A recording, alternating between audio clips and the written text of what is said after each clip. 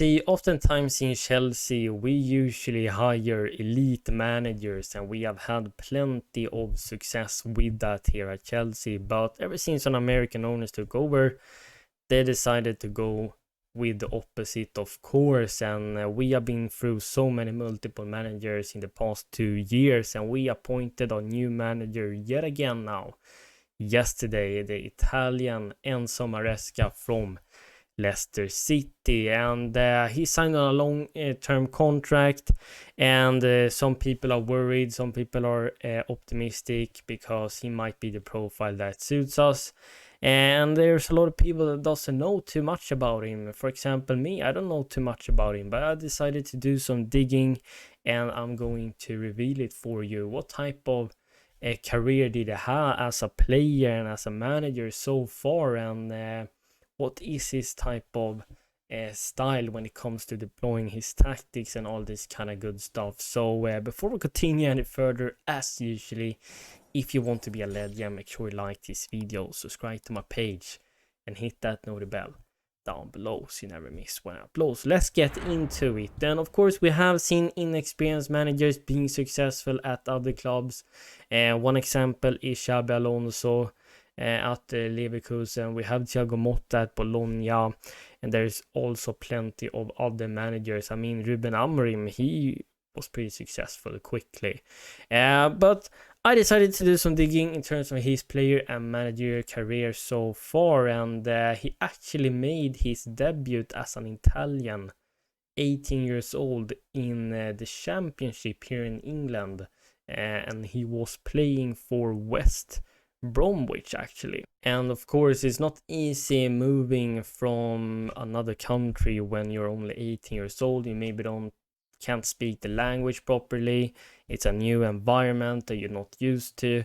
So he was loaned out from Juventus to West Bromwich, but he mentioned that it was a great experience because it helped him mature better, both as a player and as a person. And I think it's good having this sort of experience where you are a young guy moving to another country on loan, because we have plenty of young players we are signing, and they are coming from, some of them coming from South America. They can't really speak English. It takes maybe some time for them to settle down here in England, in London, Chelsea Football Club, etc. And the same case goes for those players that are being loaned out to other countries as well. And he has experienced that, and he has maybe the know and expertise there, so he can help these guys settle into the team a bit easier because he has been through that himself. And he also, of course, had played for other clubs, played for many clubs actually, and he had pretty successful football career. And he played for Juventus, where their dressing room were stacked with superstars. I mean, they had Buffon, I think they had Del Piero as well. Zidane, I think, played there at that time as well. Also won the Serie A with Juventus, so he knows what it means to win. He has experienced that. He has also been playing for Bologna, Fiorentina, a couple of Serie B teams, and he actually won the UEFA Cup and a couple of other trophies when he was playing in La Liga for Sevilla, and he actually scored 2 goals in the final in just 7 minutes, and that helped Sevilla win the silverware. This proves you that he got plenty of experience playing in multiple countries, many teams. He has played with superstars, he has won trophies, and he was a midfielder himself, can be very versatile, playing both as a number 10, as an 8, as a defensive midfielder. I think he was sort of a midfielder that was having the playmaking duty. So he can definitely learn these guys we have in Chelsea on what it takes to win with his experience, and he can learn the midfielders some different things that he has experience when playing as a midfielder. That's in terms of his play career. And then of course retired in 2017, and then he took some coaching lessons and inspirations from the likes of Pellegrini, Zico. I think he also been taking inspiration from the likes of Ancelotti, and we know he also been assistant manager to Pep Guardiola. So he's been through with elite players and elite managers, and that means he learned a lot along the way. And even though he might only been a manager for 67 games for Parma and Leicester, I know he maybe should prove more, and I am a bit scared too. But when I have digged in deeper to his story, I'm getting more optimistic and I'm believing a bit more in this guy. And what he also has experienced as a manager is that he's been assistant manager for Ascoli in Italy. He's been assistant manager for Sevilla, West Ham, and Manchester City. He won the Premier League 2 with Manchester City's under 23.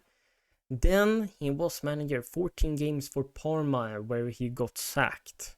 That didn't end well, but literally every manager gets sacked at some time. Even Ancelotti has been sacked at Chelsea.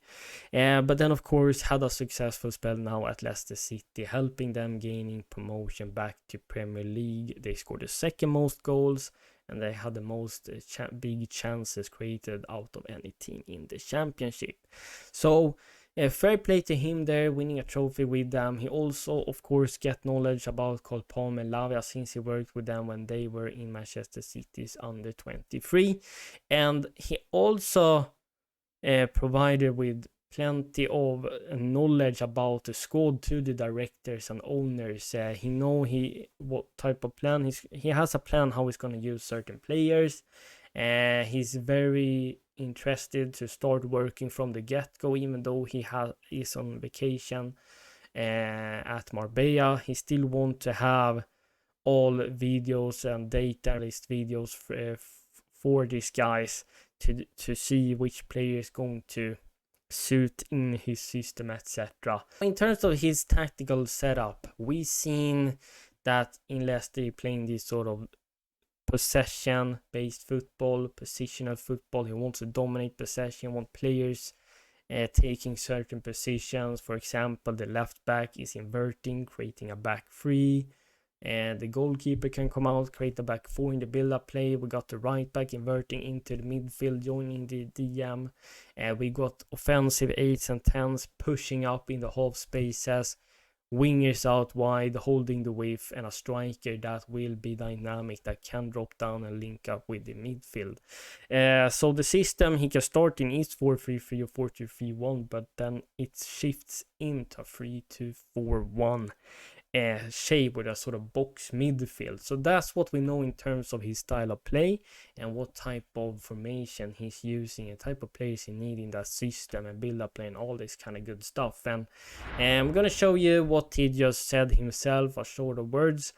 I look forward to working with a very talented group of players and staff to develop a team that continues the club's tradition of success and makes our fans proud. And I also read somewhere that he thinks the squad is ready to at least challenge for the Premier League the next season.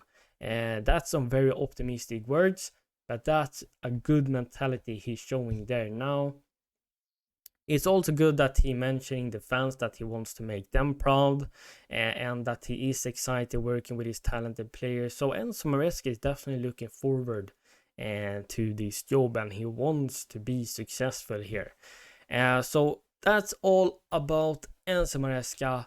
As I said, after digging a bit deeper in his player and managerial background as a coach too, and about his tactics and what he has said ahead of this Chelsea job, it makes me being more confident and optimistic than I was before. So let me know, of course, all your thoughts in the comments down below, how you are feeling. Do you think Enzo Maresca is the right manager for us and will fit us, or are you still a bit afraid and think it is a mistake appointing him? Let me know that, of course, and I thank you so much for watching, and I'm out. Peace.